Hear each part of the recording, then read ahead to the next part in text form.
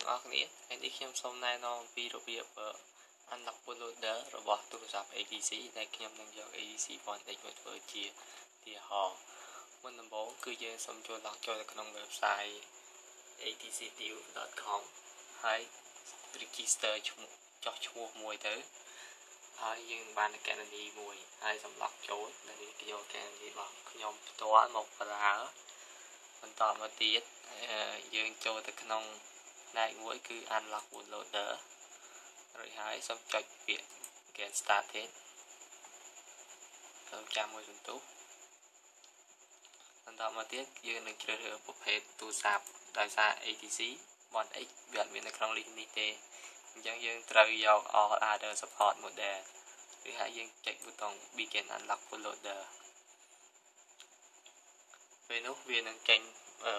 សារបញ្ជាក់មួយសូមចុច yes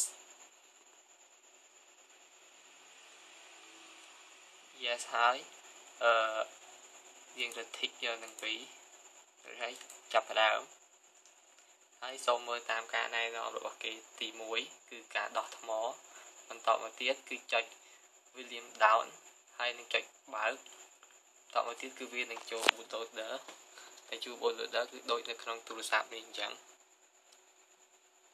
នេះគឺ lock ខាងលើបានន័យថាទូរស័ព្ទមិនទាន់បាន unlock ទេ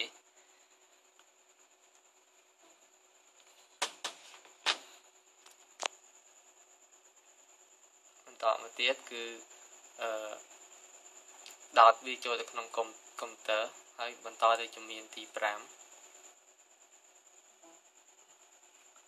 បន្តមកទៀតយើងទាញយក file ដែលមាន fastboot.exe ហើយ adb យើងអាចរកវាបាននៅក្នុង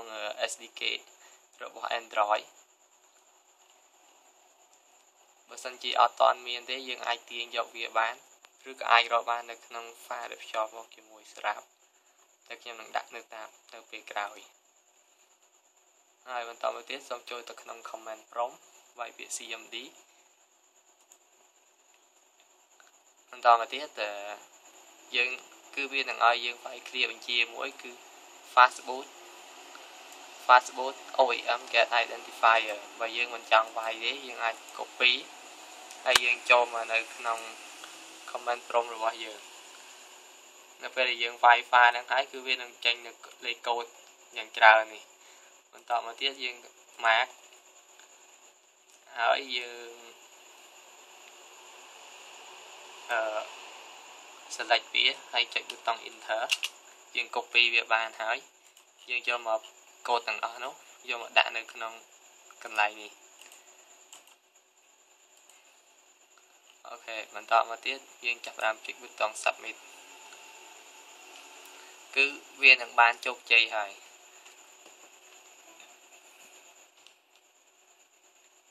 នៅពេលដែលបានជោគជ័យ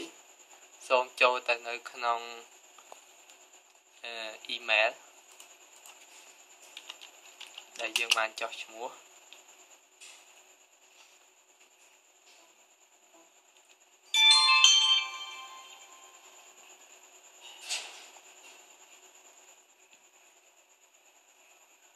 ហើយយើងចូលទៅក្នុង key បន្តមកទៀតយើងទាញយក file មួយឈ្មោះ unlock code.bin នេះនោះវាចាប់ផ្ដើមទាញយកហើយយើងចាប់ផ្ដើម continue unlock bootloader process វានឹងចូលដល់ជំហានទី11ជំហានទី11នោះគឺយើងត្រូវវាយ command ខាងក្រោមនេះដែលភ្ជាប់ជាមួយ file ដែលយើងបាន download ហើយនៅ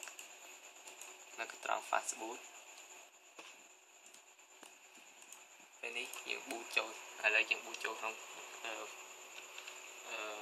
fastboot សិន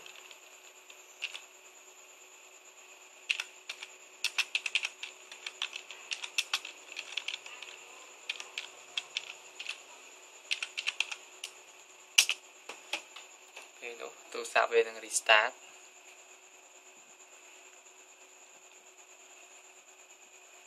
នេះគឺវាដាក់ fastboot USB បន្តមកទៀតយើងយក file ដែលយើងបាន download ហើយយកមកទុកនៅក្នុងយើងចូលទៅក្នុងកន្លែងដែលយើងបាន download file គឺ cd